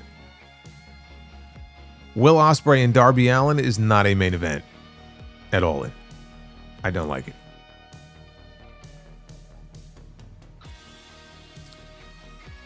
Dr. Scorpio. I hope the Edmonton crowd was at least decent at best, despite our team playing on the road tonight. Also, how do you feel about Bo on the Mets so far? I don't know, man. I'm not Bo-leaving yet. I'm not a Bo-leaver just yet. We're not there yet. Ask me in 2 months. Deathside says, is it just me or does Dominic Mysterio look like Lars Ulrich? Not to me, he doesn't. I don't know where you got that from. But I also I don't know what Lars Ulrich is looking like these days. Maybe these days he does look like Dominic Mysterio. Whoever came up with the this is Dry Chicken. Whoever came up with the Michael Jordan and Scottie Pippen reference on Dynamite, that was some good shit. AEW Okada is a national treasure.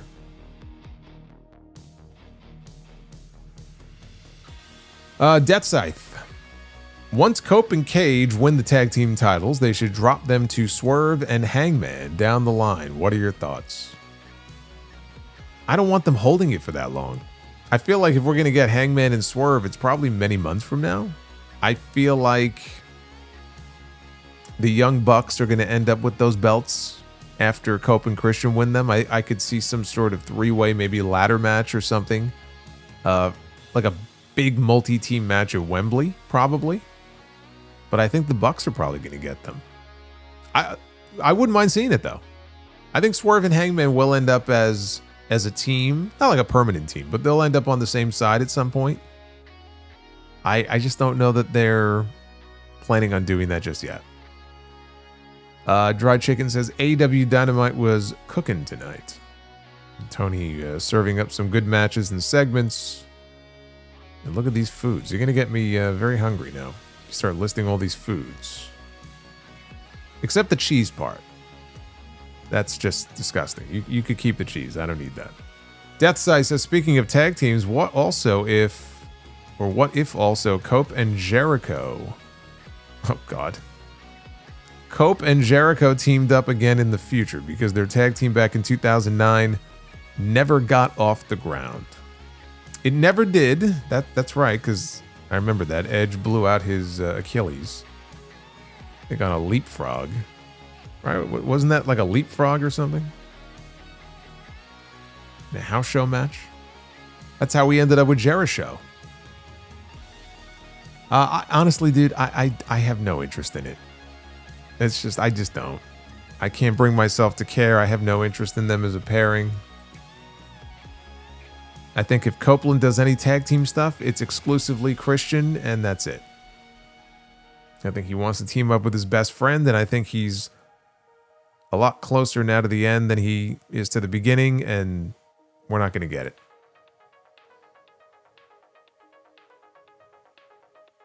Dr. Scorpio says, if there wasn't an Oilers game on right now, I'm 50-50 sure the fellow fans would care more about this Omega MJF segment. You know, I disagree. I don't think their reaction would be any different because what was there for them to be loud about? You know, I mean, he's cutting a very kind of bland, basic promo. I mean, what would you expect? They're going to be jumping out of their seats? It wasn't that great of a promo, so I don't think the reaction would have been any different. Dry Chicken says Pat McAfee's newest nickname is Little McAfee, or yeah. I think we could do better than that. He says, give us Asuka versus Io Sky. Kairi Sane is the special referee. I mean, that would be one way to get Kairi involved. I'm not opposed to it. I don't think she needs to be the referee, though. I think she could be just sort of out there at ringside. She's be like the Elizabeth thing at WrestleMania when Hogan wrestled Savage. Like, which corner is she going to be in? And then she ended up being in like neither corner. She was neutral, and then she left. But I mean, you could do that. I'm just hoping we get Asuka and Io at all. Right now, it's not even official. It's not announced yet. They're waiting to find out if Nikki Bella is going to be able to wrestle, and if not, they might slot Asuka and Kairi into that stupid fucking tag match. Like, yeah, because God forbid if the Bella twins can't go, we can't just make it a three-way match instead of a four-way. We have to go ahead and fuck up a totally different match for another match that nobody gives a shit about. And he says, I love it when Tekla is politically incorrect. Boots. That $10 super chat. Bonus be the booker. Let's do it for Kyle Fletcher. That's right. Let's do it for Kyle, everybody. We're only 3 out of 10. I don't think we're doing it, but let's do it for Kyle. I'm sure he's watching. Bobbert, with that $30 super chat from earlier, buy or sell on what will happen first. The Mets winning the World Series or the Solomonster reaching 100,000 subscribers? Oh, well, undoubtedly, it will be the Solomonster reaching 100,000 subscribers. I mean, put it this way, at the rate that things are going, if it stays consistent, it's probably looking like the fall of next year. The Mets ain't winning a World Series before then. So I think it's safe to say that we'll be hitting 100K first. We'll be celebrating. KM Truth says, hey, Solomonster, have you ever seen both Amazon Prime series The Boys and Invincible? If so, which one do you like more? Also, I'm more excited for the final season of The Boys than I am for WrestleMania. I know nothing about Invincible. I've heard about The Boys. It is something I would like to check out at some point, but I have not watched either one. I've had a lot of people tell me that I should. I've had people tell me that it's a really good show. Is it coming to an end? I thought I read something where it was coming to an end. I'm definitely going to check it out at some point. It's a very interesting concept, but I have not watched it. Deathside says, what would a creative team consisting, of Tony Khan, Herb Abrams, Vince Russo, and Vince McMahon look like?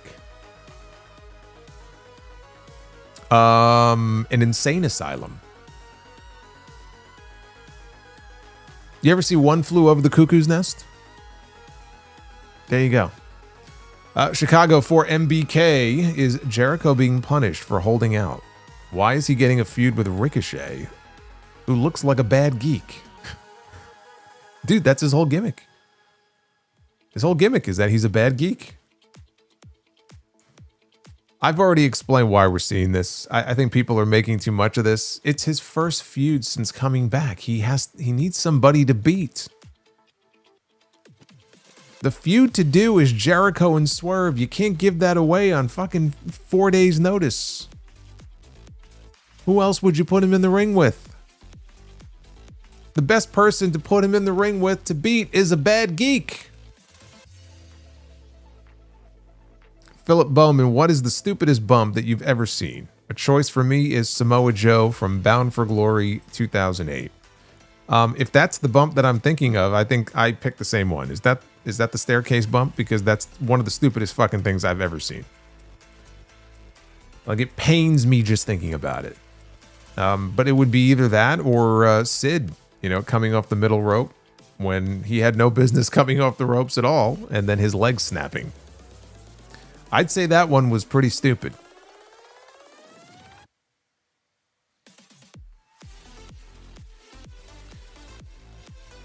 Do you prefer Gilligan's Island or Green Acres? Never saw a single episode of Green Acres.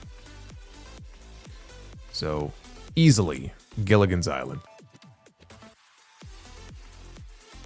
Devin from NJ, why is HBK hopping on trendy Instagram reels and dancing with Sexy Red?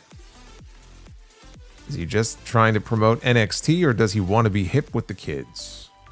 He's trying to recapture his youth. He looks like Michael from the... is that his name? From the GTA games? Is it Michael? Michael? Trevor? Michael. He's trying to recapture his youth. Whenever I see him out there dancing with Sexy Red, I just find it it's so sad. It's just so sad. Like, he's twerking and shaking his ass with her. I'm like, what the fuck? What are we doing here?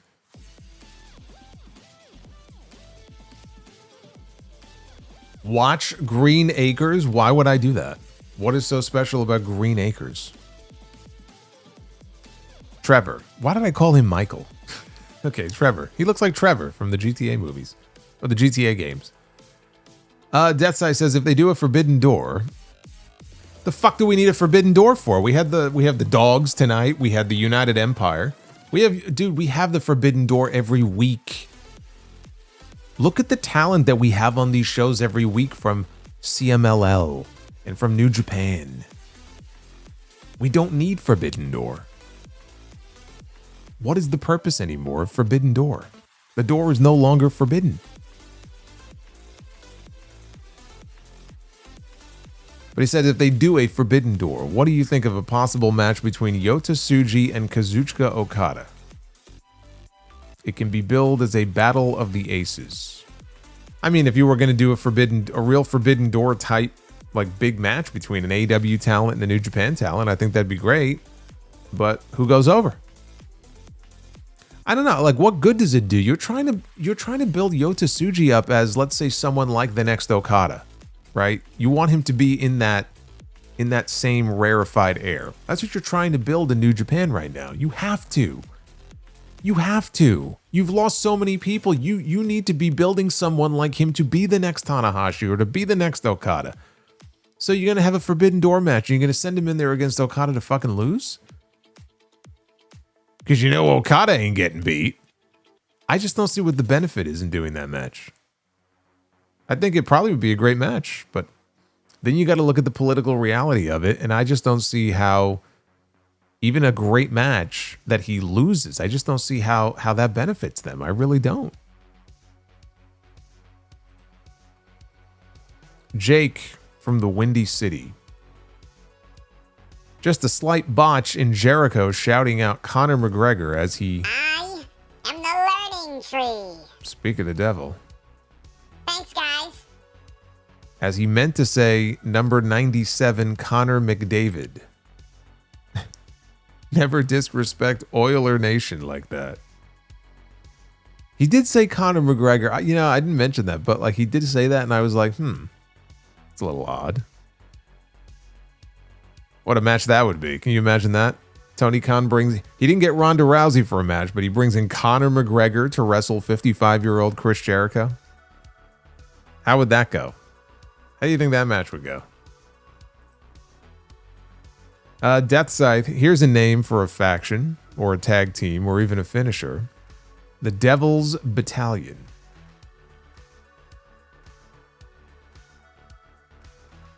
Yeah. I mean, that could work. Or just the Battalion. You don't even need the Devils, just the Battalion. Dry Chicken says, Stokely stealing Christian Cage's Rolex like Debo taking Red's gold chain from Friday. Christian, my grandmother gave me that Rolex.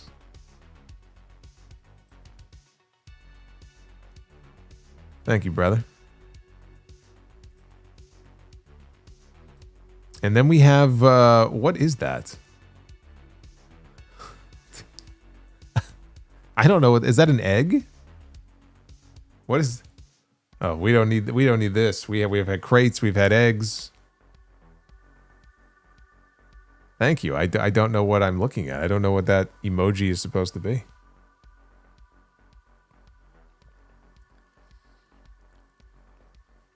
I see a star in the middle. Dr. Scorpio, sucks about Kyle Fletcher that TNT title is cursed. Yes, but not as cursed as the Vision.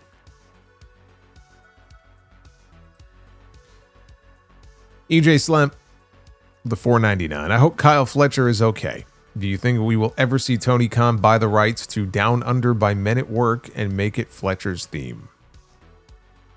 I mean, I think that would be kind of lame. I love the song, but why would you change Kyle Fletcher's theme to Men at Work? I just picture him as a bushwhacker, like coming down the aisle like this at fucking Wembley Stadium. It doesn't fit Kyle Fletcher. I love those 80s songs as much as the next person, but we got to draw a line at some point. We got to draw a line in the sand. Oh, so people are telling me that's a Dragon Ball. Does that look like a Dragon Ball? Doesn't Dragon Ball have like a stripe on it? Apparently that's supposed to be a Dragon Ball reference. It's like Luis whenever he sends in a super chat with some sort of Yu-Gi-Oh reference. It's like you're speaking a foreign language to me. And Bread Heart. Baseball is barely a thing here in Chile. My only exposure to it has been American and Japanese media. I barely get the rules. However, since I listened to you, I started caring and feeling bad about the Mets. Look at this. I have people in foreign countries who feel sorry for me as a Mets fan. They have no idea what baseball even is. Well, thank you. I appreciate the sympathy. It's been a tough road for the Mets.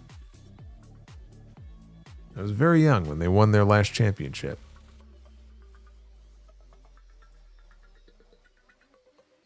I love that clip, by the way. I saw that clip on... well, first, actually, two things. So I saw the bench clearing brawl at the Braves game. And what I did not notice is that the pitcher still had the ball in his hand when he took a swing at the... I forgot who it was. At the player who ran at him, the player from the Braves who ran at him. So that's going to cost him some money. I didn't even know what caused the fight in the first place. It wasn't like there was anything that really happened where you would think, okay, there's going to be a big brawl coming up here. It just sort of happened. But I also saw where in the... there was another game where Ohtani got, I guess, nicked on the elbow, or he got hit by a pitch. And the camera was not on him at the time, but you hear somebody go, fuck! And I'm like, I thought it was somebody in the crowd. And they're like, no, that was Ohtani.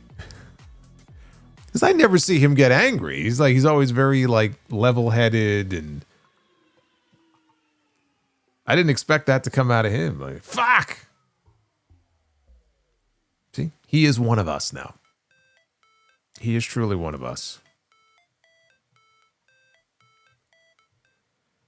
Look up the Chicago White Sox. They're my team, and they are more painful to watch than the Mets. They're pretty pitiful.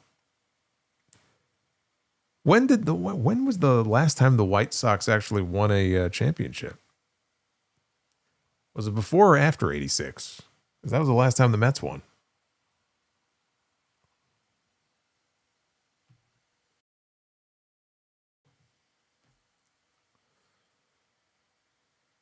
Death Scythe. Buy, sell, rent, cherish in the most sinister heel. 1991 Jake Roberts, 2003 Brock Lesnar, 2008 Chris Jericho, or 2009 Randy Orton. Well, this is easy. I mean, the answer is 1991 Jake Roberts. It just didn't last long enough. You know, I mean, it was several months, but it should have gone on for longer. But easily. I mean, Jake the Snake as a heel, one of the greatest heels of all time. So 91 Jake by far. So what would that be? I guess that would be the cherish. Is that what that would be? I guess after that, most sinister heel. Well, let's see here. Brock Lesnar, 2003 Brock Lesnar pushed a one-legged man in a wheelchair down a flight of stairs and beat and bloodied him in front of his mother. 2008 Chris Jericho punched Shawn Michaels' wife in the lip. 2009 Randy Orton gave Stephanie McMahon an RKO and then sexually assaulted her basically by kissing her without consent. In the middle of the ring right in front of her husband. So, I mean, take your pick. I would say if I had to pick a number 2, I would go Brock, and then Orton, and then Jericho. I feel comfortable with that order.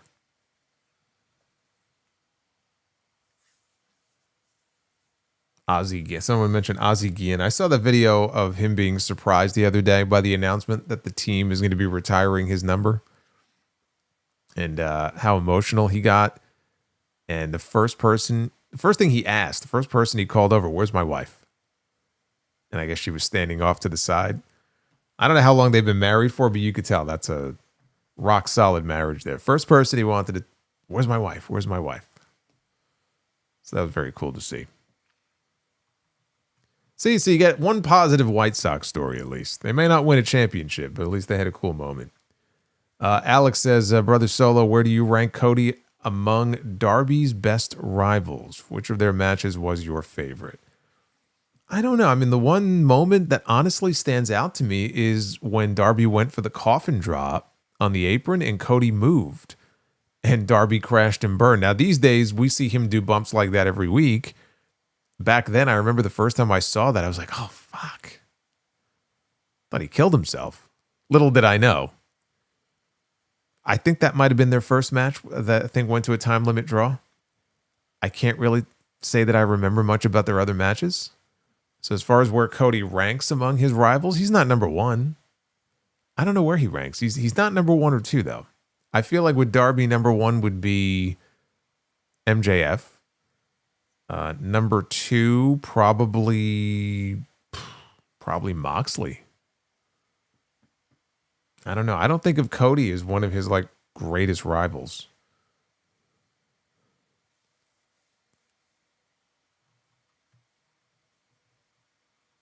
Anyway, good stuff. Good stuff. Well, look, the goal betrayed us tonight, but we came close. We actually did come close. Look, the wheel tonight wanted more than we could give.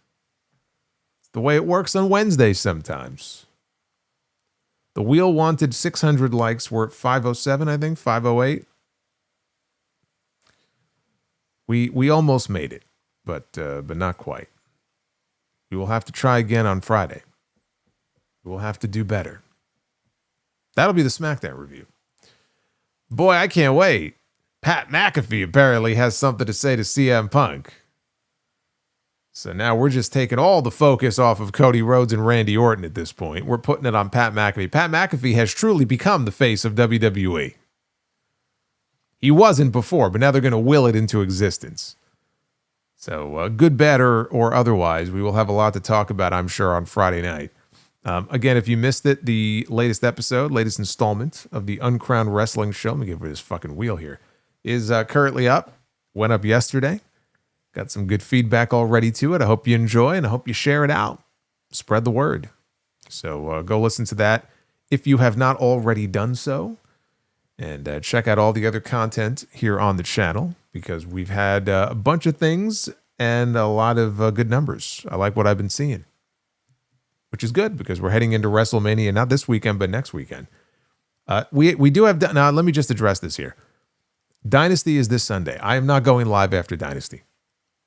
I went live after Revolution and I regretted it. And I was like, these shows, I can't. I'm not going to do it. I'm going to stick to my guns. On paper, this looks like a very good pay-per-view on Sunday. And so my plan would be to just likely hold off and talk about it on the Uncrowned Wrestling Show next Tuesday. You might get an exclusive first-run review for Dynasty on Uncrowned next week. But right now, I am not planning on going live. I will watch the show live. I might be tweeting during the show and interacting with you guys. But right now, I'm not planning on going live on Sunday night. So just be aware of that. But there will be a sound-off on Sunday. So that'll be episode 959. So anyway, you pay in Bitcoin. Unfortunately, no. That is not presently an option. So, but I appreciate the thought. No Bitcoin here. Anyway, be well. Stay safe. Have yourselves a great night. And come on back on Friday. We'll do it all over again for SmackDown. Until then, take care, guys.